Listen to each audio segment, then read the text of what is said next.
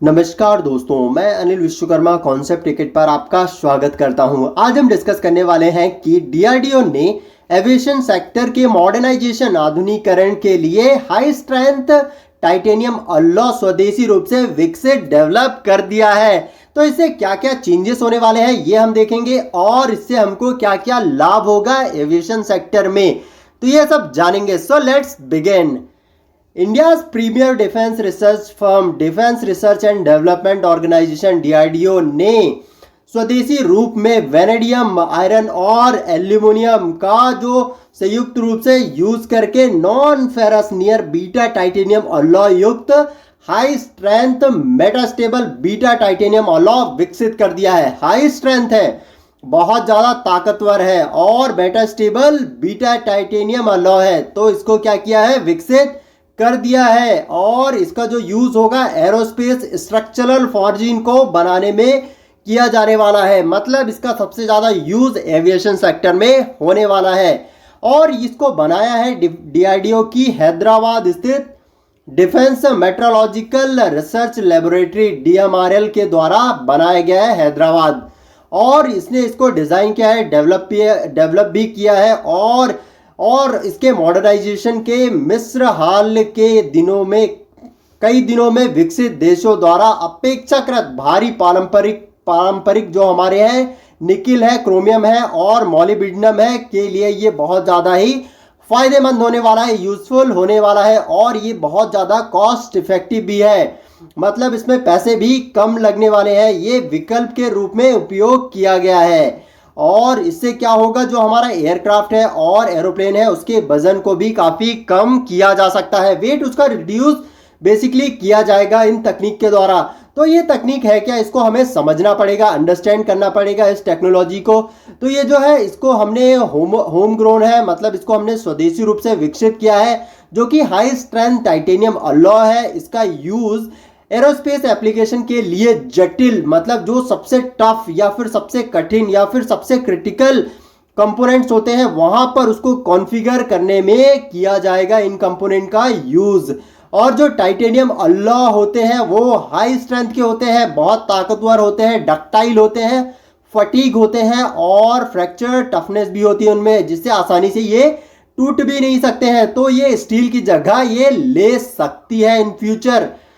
तो इसी को इन्होंने डेवलप किया है और इससे जो एयरक्राफ्ट है, एरोप्लेन है, इसका वजन भी काफ़ी कम किया जा सकता है, मतलब वजन में बचत की जा सकती है। और जो बीटा टाइटेनियम अलॉय से बनाए जा सकने वाले जो घटक है, जैसे स्लेट फ्लैप ट्रैक है या फिर लैंडिंग गियर है और लैंडिंग गियर या फिर ड्रॉप लिंक इनमें शामिल है। तो ये जो टाइटेनियम अलॉय होता है इनका जो यूज बेसिकली होता है स्लैट फ्लैप ट्रैक में और लैंडिंग गियर ड्रॉपलिंग में। तो ये स्लैट ट्रैक क्या होते हैं, फ्लैप ट्रैक क्या होते हैं। तो जो स्लैट होता है, स्लैट ट्रैक, वो इसका जो यूज़ किया जाता है, जो हमारा एरोप्लेन होता है, एयरक्राफ्ट होता है, उसके ये विंग्स में फ्रंट साइड में लगे होते हैं, पंख में आगे की तरफ लगे होते हैं। और जो फ्लैप होता है इसका यूज़ किया जाता है डिस्टेंस को रिड्यूस करने के लिए, कम करने के लिए और लैंडिंग के डिस्टेंस को कम करने के लिए फ्लैप का यूज बेसिकली किया जाता है। और ये इनकी जो स्ट्रेंथ होती है बहुत ज़्यादा होती है और ये बीटा टाइटेनियम अलॉय डिज़ाइन और ड्यूरेबल के कारण ये बहुत ही ज़्यादा यूनिक है और जो इन्हें एयरक्राफ्ट स्ट्रक्चरल एप्लीकेशन के लिए तेज़ी से अट्रैक्टिव बनाता जा रहा है। मतलब इसकी तरफ लोग बागों का झुकाव बढ़ता जा रहा है, क्योंकि इनका यूज़ जो है बहुत ही ज़्यादा होने वाला है और इनकी जो है इनमें कुछ बहुत ही यूनिक काबिलियत है, क्योंकि इनका डिज़ाइन बहुत बेहतरीन होगा इससे और इनमें ड्यूरेबिलिटी भी बहुत बढ़िया है।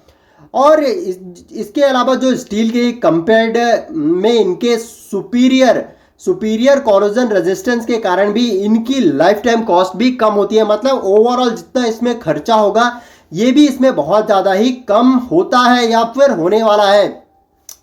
और विशेष रूप से डीएमआरएल ने कई संगठनों के साथ सक्रिय सहयोग, मतलब अकेले नहीं, इसके साथ काफ़ी सारी ऑर्गेनाइजेशन ने मिलकर जो रिगरस, मतलब बहुत ही कठोर रॉ मटेरियल का सिलेक्शन किया है, जो कि अलॉय मेल्टिंग और ultrasonic based non destructive evolution NDE और थर्मोमैकेनिकल प्रोसेसिंग, हीट ट्रीटमेंट और टाइप सर्टिफिकेशन और मैकेनिकल कैरेक्टराइजेशन का भी वर्णन इसमें बेसिकली बहुत बढ़िया तरीके से किया गया है। और जो एरोस्पेस सेक्टर है, एविएशन सेक्टर है, इसमें एड प्रमोशन और मॉडर्नाइजेशन के लिए एरोनॉटिकल डेवलपमेंट एजेंसी ADA ने 15 से अधिक स्टील कंपोनेंट्स का आइडेंटिफाइड किया है, मतलब मार्क किया है, और जिन्हें नियर इन फ्यूचर में बीटा टाइटेनियम अलॉय फॉर्जिंस द्वारा रिप्लेस किया जाने वाला है।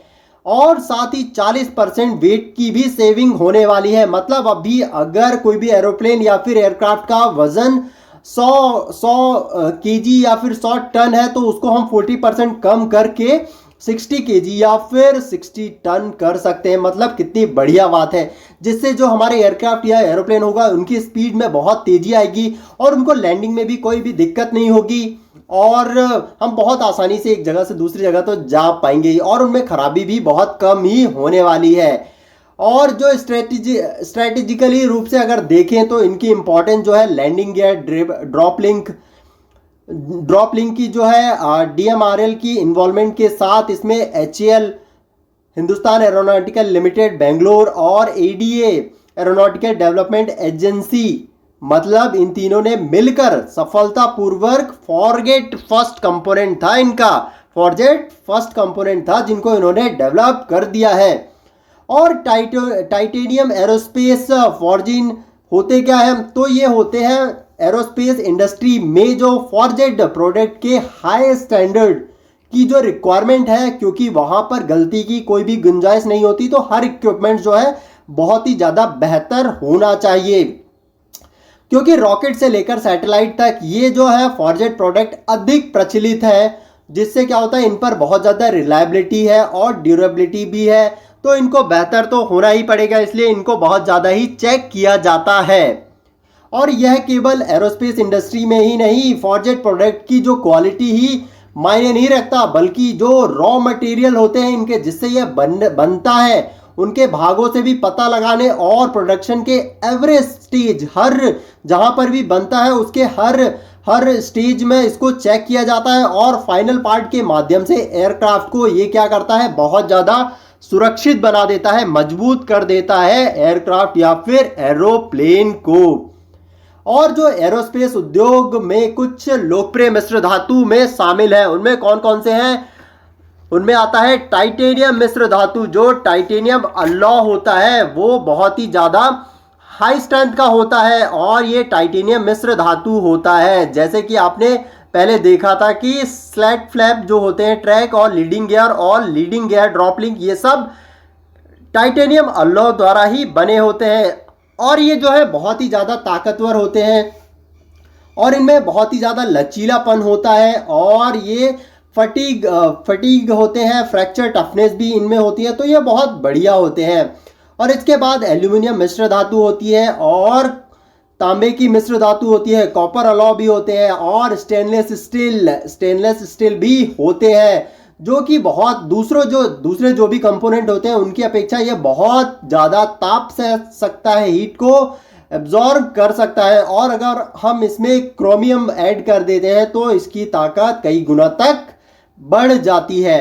और जो सुपर अलॉय होते हैं, सुपर अलॉय भी ग्रुप होते हैं टाइटेनियम के बेसिकली, और इनमें जो होते हैं निकेल के, कोबाल्ट के यूज़ काफ़ी ज़्यादा होता है और जिससे क्या होता है ये aviation sector, aerospace and energy industries में बहुत ही ज़्यादा काम आते हैं, यूज़ आते हैं। और बहुत सारे और भी है, स्पेशल अलॉय भी होते हैं, उनका भी हम यूज़ कर सकते हैं, मगर बेसिकली इन्हीं का यूज़ किया जाता है। तो इससे बहुत ज़्यादा चेंजेस आने वाले हैं और हमारी जो एविएशन इंडस्ट्रीज़ है उनके एयरक्राफ्ट और एरोप्लेन्स में, हेलीकॉप्टर में उनके वेट को काफ़ी ज़्यादा अब कम किया जा सकता है, जो कि बहुत बढ़िया न्यूज़ है, बहुत बढ़िया डेवलपमेंट है इंडिया के DRDO द्वारा। तो ये था आज का लेक्चर। अगर आपको पसंद आया हो तो आप इसको लाइक करें, शेयर करें, सब्सक्राइब करें एंड रेगुलर अपडेट के लिए बेल आइकन प्रेस कर दें। अगर आपको इस लेक्चर की PDF चाहिए तो आप मुझे टेलीग्राम पर फॉलो कर सकते हैं एंड रेगुलर अपडेट के लिए एंड फेसबुक पर भी फॉलो कर सकते हैं। तो thanks for watching concept ticket. आपका दिन शुभ हो।